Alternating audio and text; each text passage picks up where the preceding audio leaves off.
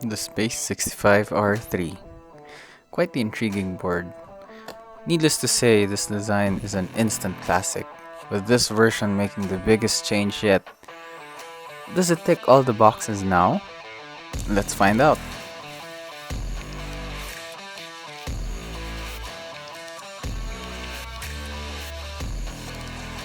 I'm a fan of this packaging by Grey Studios, no doubt about it. This whole board is honestly just so clean. You can't go wrong with all the extras. You just know it was thought out all the way through. It's like this board's future is brighter than mine.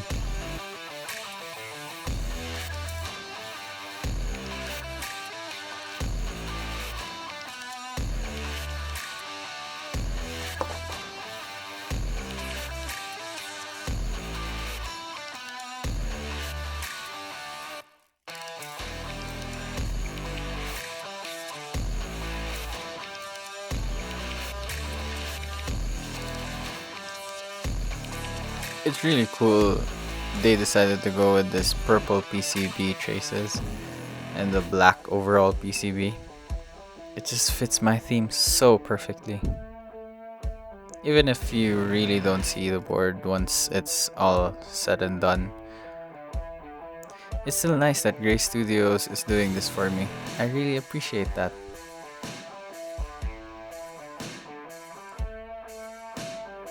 But yeah, we're still using Everglide stabs, which are for 1.6 mm PCBs, so we have to use the shims included with the board just to make it fit and hold on to the PCB properly and avoid rattle, along with the usual modding of stabs, of course, to give it that perfect sound and feel.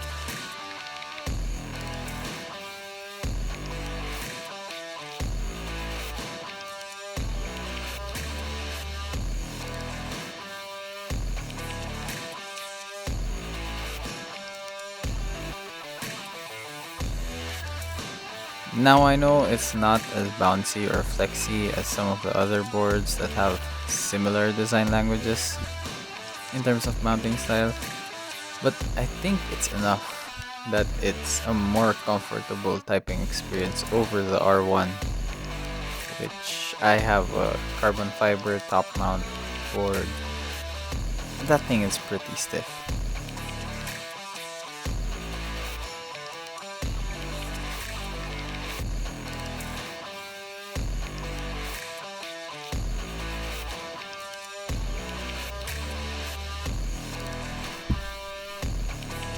This colorway on the board though, it's interesting to say the least. In fact, it's a very soft pink. Might even be pastel-ish, but it's growing on me. They really did a good job on the anodizing of this board. It's just a great color scheme. It's immaculate, to say the least. So, let's talk about the difference really. Apart from the obvious physical differences like the position of the USB-C port being on the left side now being a center USB Type-C port, it's also a bit heavier than my R1 unfortunately. I failed to think about showing their weights on camera because I'm an amateur YouTuber. And I don't know what I'm doing half the time, so bear with me. I just felt like it was heavier compared to my R1. The weight on the back helps for sure with that. And the magnetic badges that don't fully fit on the board, that doesn't bother me at all. Seriously though, they should actually make badges that are actually seamless. Is it just me or is it a hot take? Comment down below if you think so too. But other than that, I'm a fan of the screwless design. You really can't go wrong with it. But yeah, I thought at first this board was going to be daunting or hard to build, but honestly, it's one of the more simple builds you can do. because of how complete this board is, from foams to tools. It's really the gold standard. Might I also add that it's my first time experiencing these Raeds by AE boards. Reds? Raids? Whatever, sorry if I butchered that pronunciation. But I just read it how they spelled it. So yeah, these are all quite interesting switches though. Because of the double stage springs and long poles, results in an oh so good sounding switch. And no doubt it will match this keyboard very nicely. Once the PCB was fully assembled with the plate and the foams, all we had to do was install the JST cable, which was easier said than done. I had to second guess myself on whether or not I should unscrew the daughter board. Or do I try my luck in trying to insert it in the hole under the PCB? But I saw Bad Seed Tech's video and the assembly of the board, and he made a lot of sense when he said it will be easier to install the JST on the motherboard first, and then fish it out through the metal underside of the top part of the board, and then insert it into the daughter board.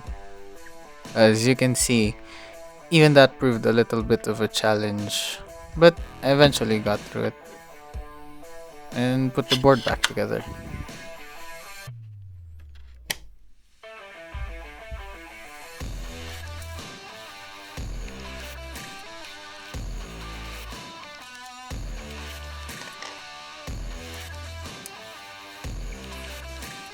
Even this was a bit of something new only Gray Studios was offering.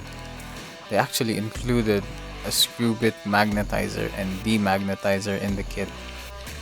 This is to make sure you don't have issues screwing the board together with those tiny Allen screws through those tiny screw holes, which aren't important, they just hold the whole board together is all.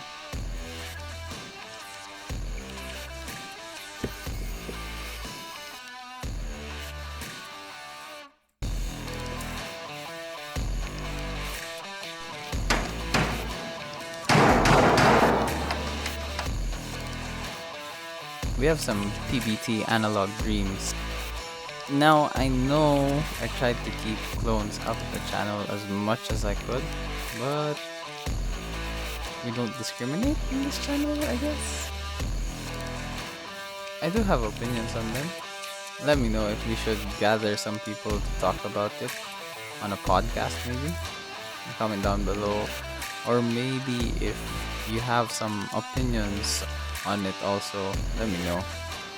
Honestly, I'm just undecided about them when it comes to these things. So yeah, I'd love to talk about it. But anyway, I digress. Here's how the board sounds.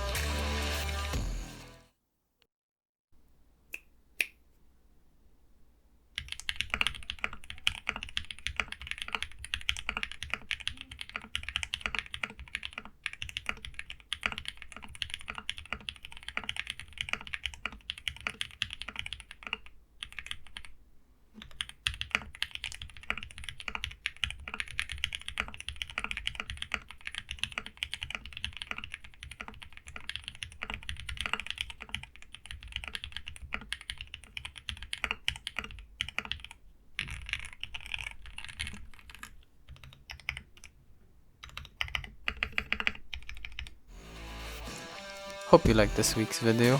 Sorry videos are not coming out as fast as I want them to be.